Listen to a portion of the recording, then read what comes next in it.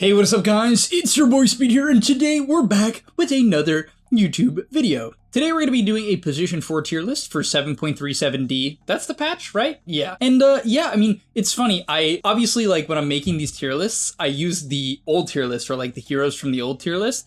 And it's always crazy to look back on the meta and be like, wow, that hero was good? Because, you know, I was looking at like Hoodwink, for instance, and I just can't put Hoodwink high anymore. They nerfed the heck out of that hero. I think I had it in S tier for the last video, so that was pretty crazy. But without further ado, let's talk about it, let's get into it. And I want to start with 4 honorable mentions. I have these 4 heroes here: Lich, Warlock, Undying, Abaddon. I didn't really want to put them on the list because honestly guys, if I'm being real with you, I would put Lich and Warlock and probably Abaddon in S tier for the average player. This tier list is designed for the average player. It's not designed for the pro scene. It's designed for, you know, 0 through, let's say, 7k MMR, somewhere around there. And so yeah, I would genuinely put Lich, Warlock, Abaddon, and then like last Undying as S tier 4s. And people don't see it like that, but I just think that heroes, if they're good, they're good. I don't think you have to be a melee hero. I don't think you have to have a stun to be a good position 4. I think it's just straight up valuable to be playing heroes that naturally are good when people have bad positioning.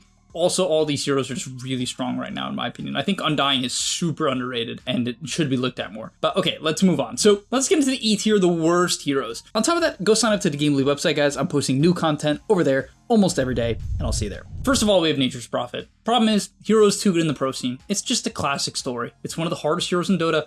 It's always good in the pro scene.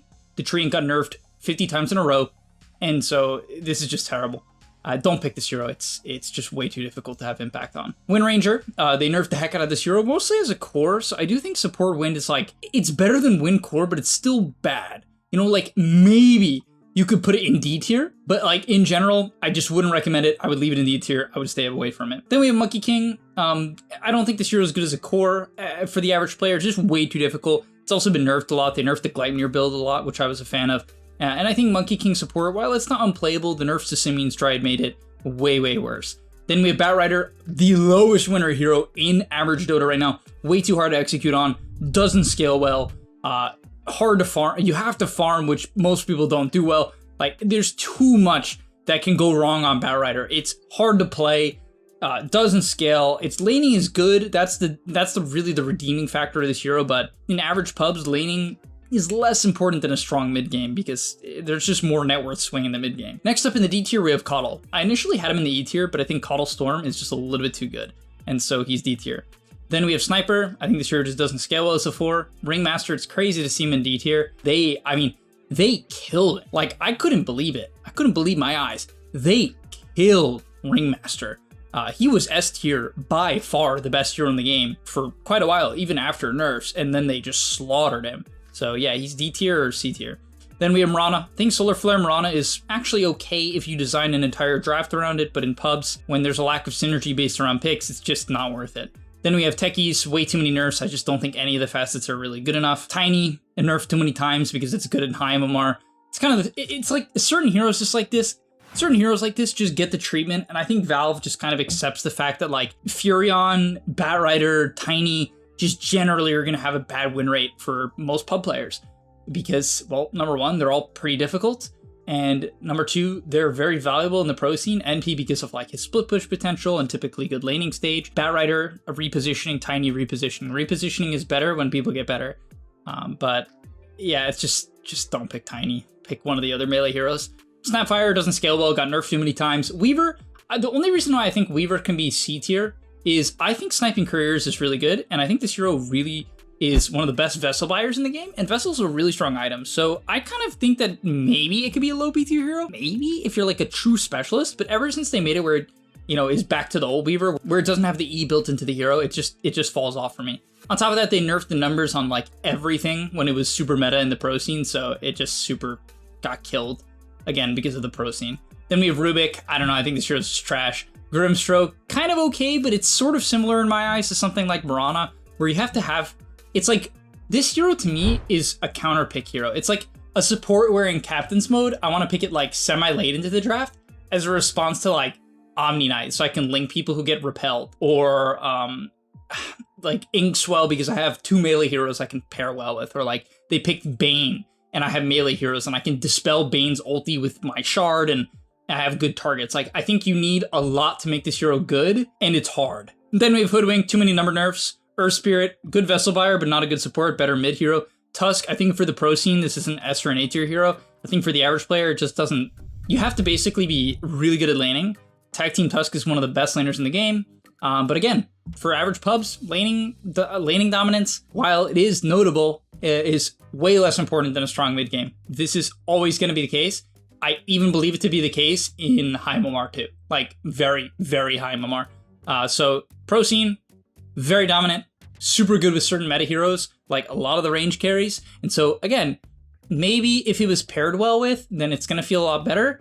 But if it's not paired well with, like if your safe laner just picks Anti-Mage and your Tusk, your hero sucks. All right, let's get into the B tier. We have Spirit Breaker, who definitely, at a high level, is not better than Tusk. But let me tell you, when all you got to do is click Q and then have the enemy team go on you, the hero's pretty good. Also, it still has one of the best innates in the game. Her mentality, guys, 50% XP to the lowest level hero on your team is really, really good. And it's great for pubs to stop heroes from getting caught without their level 6. It's super good. Then we have Pugna, who has a pretty bad win rate on Dota buff, but I couldn't help myself. I don't want to put this hero in C or D tier. Reason why is I think Siphoning Ward, especially now that it's been buffed, is just pretty unbelievable. This Siphoning Ward gives you 30% of the damage Nether Ward deals to health and 40% of it to mana. So in team fights, you just like full heal and you have like infinite mana. It's pretty absurd. I just played a game of it and like I just had, usually you have mana problems on this hero. I bought Tranquil Boots and I had no mana problems. And I had one other mana boots on my team, but like that's not, you know, that item's also nerfed. Like it's pretty absurd. And so what people are doing in high MMR, I'm probably gonna make a video on Pugna because I think this hero is really funny. This facet is like game breaking. You basically put a lot of points in the Nether Ward and it makes you really tanky. It's pretty fun and pretty cool. Then we have Shadow Demon, bad win rate, but like I think it's just one of those heroes that's way too good. It scales well too. Like this is a scaling hero. You take Promulgate and then this Disseminate ability just does 15% of the enemy's max health and makes them take 35% more damage if they're isolated. Like Demonic Purge is also kind of broken, to be fair. It's more broken when people actually buy real items. So funny enough, like when people get good at the game, Shadow Demon does become better, oddly enough. So that is kind of, it's like funny, but it's true. So it's like reverse to the average effect. But yeah, I mean, this hero is very difficult. I will admit it has mana problems. You gotta find farm. You need to make stacks. So it's difficult. And that's why it's not A tier, but I do believe that this is more of a high B tier, A tier hero if you're a spammer of the hero. Then we have Winter Wyvern. I think this hero is just solid, scales well. I really like the healing builds, right? I'm a big fan of the idea of this Essence of the Blue Heart, or even just Dragon Sight with Holy Locket. I think Wyvern as a healing hero is just very powerful. Then we have Veno Jungle. Yeah, I think Veno Jungle is better than Veno Support. I think Plague Carrier and just like hitting a ton of camps on Veno is like a super legit pub strategy, and I'm not willing to say otherwise. So this is a B tier hero. Also, Patient Zero Veno, who just like lanes, is fine too. Then we have Disruptor. This is more of a 5 hero, so I don't know why he's even on this list, but like some people play him for. Both of his facets are actually really good. I think Kinetic Fence is like kind of underrated, and yeah, I don't know, the hero's fine, it scales well. Its Ags is really broken in the late game because it makes people not be able to use items. Then we have Zeus. You might be like, why is Zeus on here? I just think Zeus is a pretty good support. Like, honestly, it's fine. If you want an easy to play hero, like if you're a core player, and you want an easy to play hero that like does a bunch of damage and scales, Zeus is just a good support. Is it greedy? Yes. Is it strong in average pubs? Absolutely. Then we have Tinker. I actually thought Healbot's Tinker would have higher win rate, but it really doesn't. It doesn't high MMR, and I think it's because people just don't farm enough, which sounds crazy. And because a lot of the time I'll be told like, oh, my team is AFK farming, and then I watch like low MMR replays and they just have 0 last hits. I just made a Guess the Rank episode, and like it was a Guardian game and none of them had farm, and it's like whatever. But yeah, I think Tinker Healbots is still really, really powerful, and it's a strategy that should be used in pubs and is quite good. Then we have Elder Titan. I think this hero can scale very well with like drums and ags, phase booty drums ags, with either of his facets, and yeah, he's a good pub hero, scales well. Then we have Dark Willow. I think with either of the facets it's pretty good, but the Throwing Shade build can one-shot people. Its laning stage is solid, just a pretty well-rounded hero and can do a lot alone. It can also be a good team fighter. It's just a very, very well-rounded hero. Good hero for pubs. Definitely a hero you can like spam. If you get good enough at it, you can like have a ton of impact. You can solo kill most heroes. Then we have Lion. I actually, you know, for the longest time, I really have thought Lion's one of the worst heroes in the game, but I don't know what exactly changed, but I've been seeing more Lion in my games. Not a ton more, but I've been seeing more. Apparently Fist of Death is like kind of okay, like, because you hit somewhat hard, you get 40 damage, which is kind of nice. So it's funny, on Dota 2 Pro Tracker, Lion has a 53% win rate, pause 4, and 52 pause 5, almost equal matches. It's like super pick, and both of the facets have a 53% win rate. Like, both are apparently really good.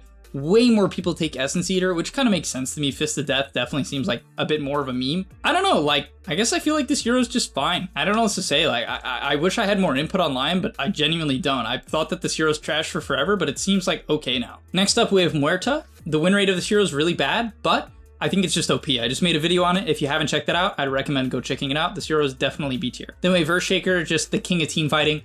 Very good in pubs due to bad positioning. You can punish it with a good echo and carry the game. We have Skywrath. I really think Skywrath is underrated. I don't know what else to say. I think also now that bracers are worse, this heavily favors Skywrath because heroes have very low HP pools if they're not buying these bracers.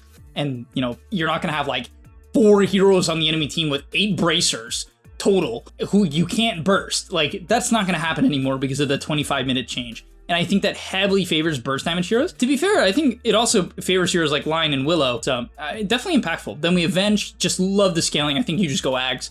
And it's way too good in pubs. Very reliable strategy. Strong spells. And the Ags Rush item build, in my opinion, is one of the best pub stomp builds in the game. It's greedy, but I think it's just such a powerful timing. Then we have Phoenix. I think Vessel Phoenix is a star of the show for this patch, which is funny because you would think that Sunray is worse now that heroes have less max HP because of the bracer nerfs, but it just generally doesn't seem to matter. It seems like, I will say that I think Shivas and Vessel are 2 of the best items in the game. I've even seen a lot of people picking Phoenix Core. It's actually popped up in the current Betboom tournament twice now, 3 times. It's being picked. I think Shiva's Core Phoenix is good. This is not a core video, but I just wanted to bring that up. And I think as a support, you can still buy these items. Like Vessel Phoenix, very, very powerful, strong laner, and definitely not nerfed. Then we have Pudge, which it's funny to put Pudge at the top of B, but yeah, I think this hero is pretty good. I hate to say it, but I think Pudge is like fine for average games. I think Flayer's Hook is just a very high impact facet.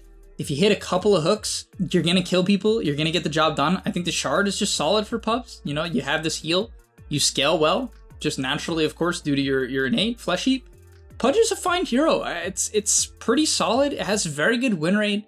And I think a lot of it comes down to just this Flayer's Hook facet and the fact that Pudge naturally scales as a hero. Then we have Witch Doctor. This hero is always on here. I think Headhunter Witch Doctor. I guess to be fair, you know what? I'm moving him to the honorable mentions. This shit's fake. It's fake. It's fake. He's like a 5 hero, you know? Just play him as like heal 5.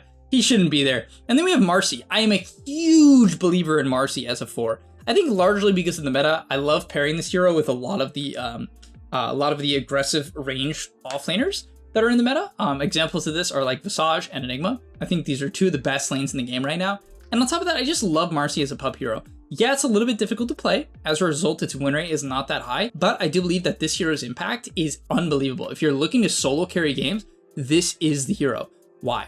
The laning stage, unbelievable. If you catch people out of position and they have bad items, they're just gonna instantly die, right? Literally instantly die. On top of that, because it's really, really fast, it can lane with ranged heroes and kill people, or it can lane with melee heroes and sometimes kill people, or it can drag waves. On top of that, what I recommend doing is you go phase boots, wand, just straight into BKB.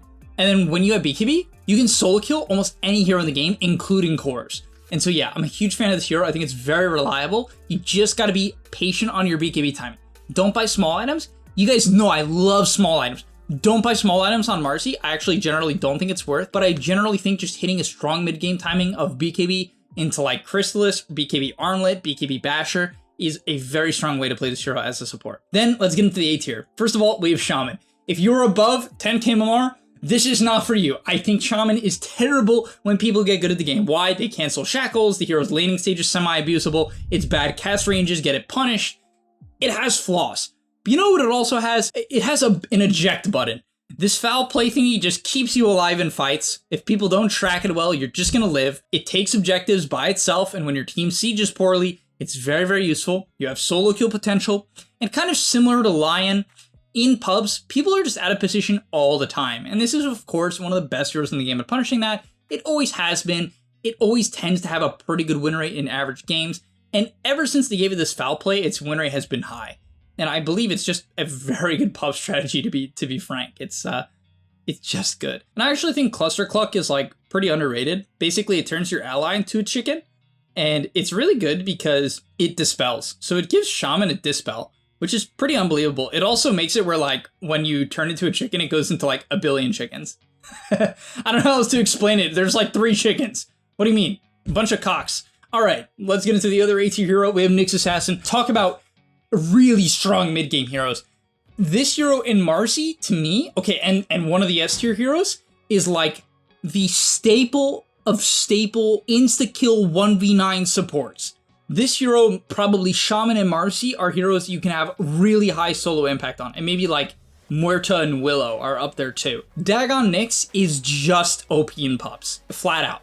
If people do not buy HP, which is less popular now, which definitely favors Nyx, this Bracer meta was very problematic for Nyx, the hero was still good, and the meta, in my opinion, didn't favor him. Pipe has been nerfed, Bracers have been nerfed, and these items are really bad for Nyx. Yeah, you just one-shot people. Flat out, you one-shot people. And ever since they made it where Mind Flare, your W, on a 13-second cooldown level 1, can one-shot large creeps, if you're decent at the game, you should get level 6 reasonably fast. All you have to do is just run around and nuke large creeps. Obviously, you should lane for quite a bit of time. You should drag waves or lane, but eventually you should just start nuking large camps, and it's really powerful. On top of that, in average pubs, people don't block the large camp nearly enough. This lets you nuke it or pull it, which are both good, but you can get a lot of XP. On top of that, it's a Facet Scuttle is just so good. For the first 15 seconds of Vendetta, you're hasted and have unobstructed pathing. It just makes closing the gap with your ulti and finding good angles so much easier.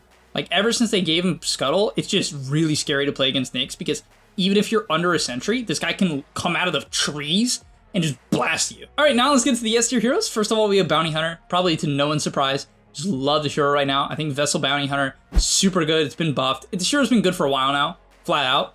Its ultimate literally gives damage amp. At level 6, it gives 6% damage amp, which is nothing to scoff at. But what's really insane is at level 18, it gives 18% damage amp. It's not spell amp, it's damage amp.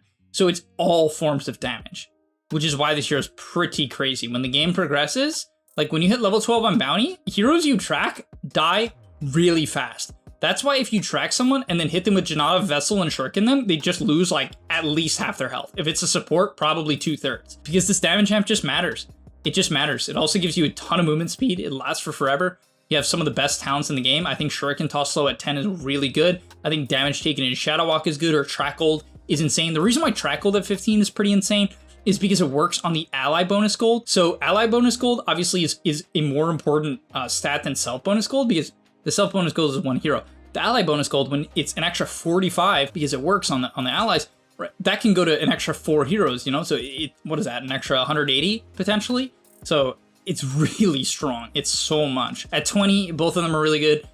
25, Shuriken Toss damage is kind of funny. No cooldown to Janata. I have to try that. I actually haven't seen it. I haven't seen it in a game in forever. I've seen it before, not in a game. All right, and then the other hero, honestly, to me, these heroes are tied. I really can't put one above the other. I just can't. Maybe I'd lean towards Clock as a slightly more well-rounded hero, but for like Bounty, people just feed and fight off cooldown, and Track's like the best spell in the game to take advantage of this.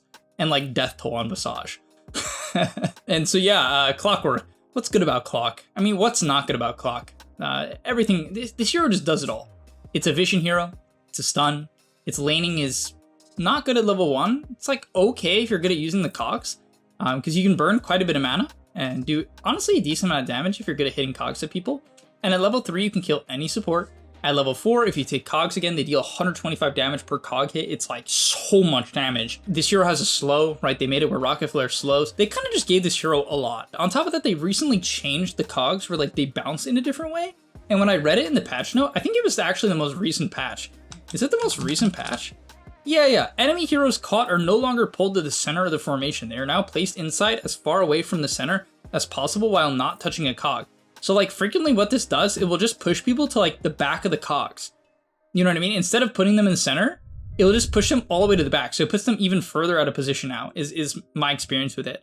And so it makes it easier to hit people with like more cogs. Sure, they won't just like bounce immediately into 2 cogs, which could happen in the past, but it will more frequently put them out of position. It has been my experience. It's kind of just one of the most well-rounded heroes in the game. It scales generally well. You can farm neutrals. I think Vessel Clock is really good at scaling and carrying the game, or Axe Clock, or you can just go Solar Glimmer, which is probably the best build, honestly. Solar Glimmer, maybe Vessel Glimmer, Vessel Solar. These builds are just super powerful, super well-rounded, good in the meta. And yeah, I can't say enough good things about Clock. So yeah, that's going to be all for today's video. Thank you guys so much for watching. I'll see you in the next one, and I'm out. Peace. And that's all, but remember, before you leave, come on, before you tune out, subscribe to the Game Leap website, where we are going to help you get to the next rank. If you're stuck, click the link down below, and I'm out. Peace.